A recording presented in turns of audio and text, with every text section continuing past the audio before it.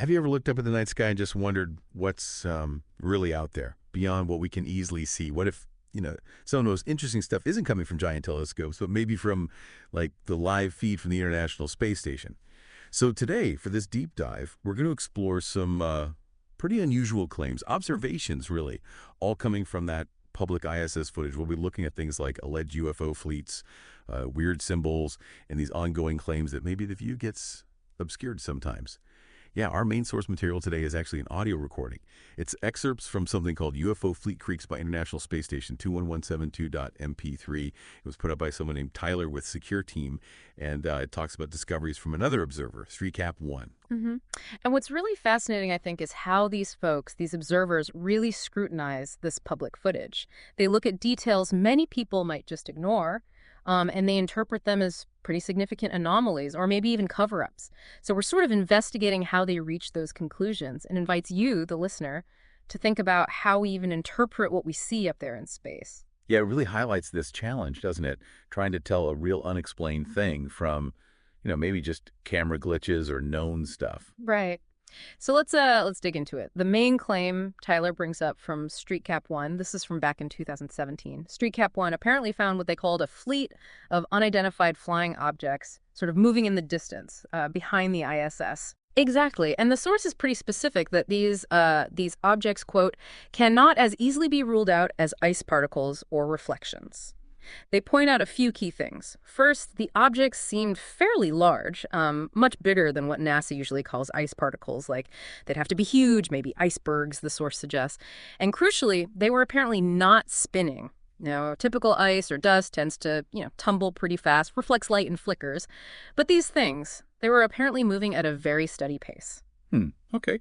So, large, not spinning, steady pace. Those are the key markers they highlight. But just playing devil's advocate for a moment, what other things, even if the source dismisses them, could potentially look like that from space? Are there natural things? Well, that's the million-dollar question, isn't it? It's tough with visual data from up there. You've got things like atmospheric effects sometimes, weird light refractions, lens flares, even just orbital debris fields. Sometimes debris can appear to move steadily relative to the camera, even if it's not spinning like a top. So, possibilities exist, but the source's argument rests on the combination of these features, large, steady, and not spinning, and whether that combo truly rules out all the usual suspects. Okay, that makes sense. And staying with the idea of explanations, or maybe lack of explanations, the source gets pretty worked up about what they call NASA's famous feed cut. You frame it as this ingenious way. NASA supposedly stops the feed when something interesting, maybe too interesting, happens. Right. They detail two main ways they think this happens. One is just, boom, a blue screen or a signal loss message. And the source points out, NASA even says on their own webpage that signal loss happens. So the source sees that as a convenient excuse, a guise. The other method they describe is maybe more subtle, switching the camera to show inside ground control, just NASA folks sitting around desks looking at screens. A diversion tactic, basically. Huh. So the idea, according to them, is pretty straightforward.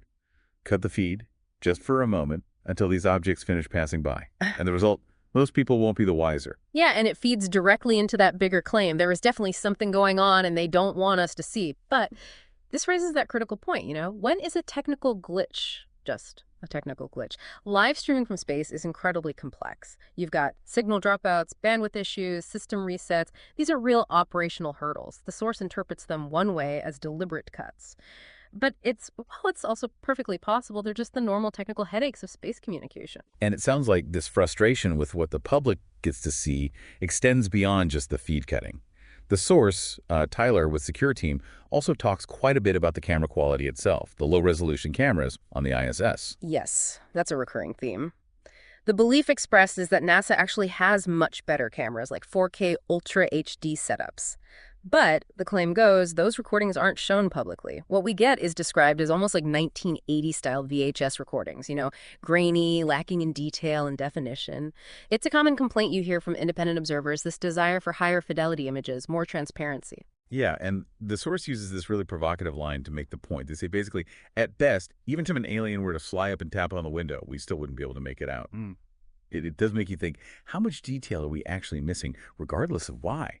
So, okay, the feed might cut out, the quality might be low, but what about things that do seem to get captured, even briefly? There's another bit of footage the source mentions, this V shape that flashes up for just a single frame, described as moving extremely fast, reflecting sunlight, which to the source confirms it's a real three-dimensional object in space. And this is where they draw that very special correlation, as they put it, between these V-shaped sightings and, believe it or not, NASA's logo. The argument is that almost all space agency logos, NASA's patches, mission logos, but also logos from China, Russia, Japan, India, Canada, they all feature this V shape, or, what's known as the chevron or vector symbol. Well, it's certainly an observation about design motifs. Right, this chevron. And the source offers a couple of main theories about what that symbol might mean in this context. One is sort of the straightforward, harmless explanation. Maybe it just represents the shape of hypersonic aircraft developed by the military or space agencies. Plausible enough, maybe. But the other theory suggests something deeper, a deeper meaning, linking that symbol directly to many of the UFO sightings, implying something, well, secretive in space. They apparently mention other more fringe ideas too, like demonic links or flat earth stuff, but say that's for another time. It is pretty fascinating, isn't it, how a seemingly simple geometric shape, that chevron, which is pretty common in logos generally, not just space, how it can be interpreted in so many different ways, from, like you said, basic aerodynamics to some kind of hidden code within official symbols. It really speaks to pattern recognition, I think, and how people find meaning, sometimes where maybe none was intended, or maybe it was. Who knows? So beyond these recurring symbols or fleeting shapes, the source really emphasizes one particular incident, something they call the most damaging evidence. What's that about? Yeah, Tyler talks about this clip that he apparently discovered and posted on the channel way back in 2014. And he believes it remains as one, if not the most damaging piece of evidence that there are alien ships out in space. Strong words. What happens in the clip, according to him, is the footage freezes the frame and then cuts it, which again leads him to conclude they really didn't want this thing to be seen. He mentions an enhanced version that supposedly reveals a clear craft, a ship of some sort. Definitely not a giant ice particle, not debris. It appears from nowhere, looks metallic, and has that same pointed chevron-shaped, V-shaped craft. Wow. And it sounds like finding things like that wasn't easy. He mentioned spending a lot of time just watching. Said he used to sit for hours and hours on end recording this ISS footage, just hoping to catch these quick anomalies. That's dedication. Okay, so you have all these claims from observers like StreetCap 1 and Secure Team. How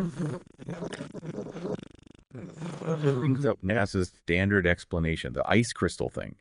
They claim NASA only started pushing that explanation when channels like theirs started to gain popularity. Right, and they specifically name astronaut Tom Jones. They say he sort of came out of nowhere doing interviews, writing blog posts, and his message, according to the source, was very clear. No aliens in space, no astronauts have ever seen any real evidence of UFOs, and all the weird stuff in the footage, just space debris or ice crystals, full stop. But then the source immediately pushes back on that, right? They said, wait a minute, multiple astronauts have made public their belief in aliens and UFOs, and even flat out admitted that they saw UFOs while up in space. So a direct contradiction there. Exactly. The source interprets Tom Jones's statements as feeling very forced, very deliberate, very calculated. They call him a pet astronaut, basically suggesting NASA deployed him because they got worried about these online channels. Their counter-argument is that these observed phenomena, these UFOs, do things that, well, ice crystals and space debris simply do not do. Things like complex maneuvers, making sharp right-hand turns, stopping on a dime, dematerializing, and then reappearing again. Things that suggest intelligent control, not just physics. It highlights this fundamental clash, doesn't it? Between official explanations rooted in known science and observations that seem, at least some, to defy those explanations. Yeah, definitely. And the source kind of sums up their perspective by saying, look, not everything is black and white. There's a lot of gray in this research. Yeah. And they finish with a pretty pointed statement. The only people out there who are naive are the ones who take NASA at their word and believe everything they would tell us at face value. So, wow. We've covered a lot of ground here, from those alleged UFO fleets near the ISS to the whole mystery around the chevron symbol and logos, and right through to these really conflicting stories from independent watchers versus official sources like NASA and astronauts. It's quite a tangle. It really is. And if we kind of zoom out, connect it to the bigger picture, it leaves you with a really important question, I think. In this age where we have so much digital information, live feeds everywhere, how do we critically evaluate what we're seeing, especially when the quality of the image might be low or the feed might cut out or there are just multiple competing interpretations for the same event? That's a great point. And maybe a final thought to leave you with is this. Think about how our own sense of what's true can be shaped, not just by what we're shown, but maybe also by what's not shown, or what's deliberately obscured, or even just how things are presented, depending on who's doing the presenting and what perspective they bring. Makes you think.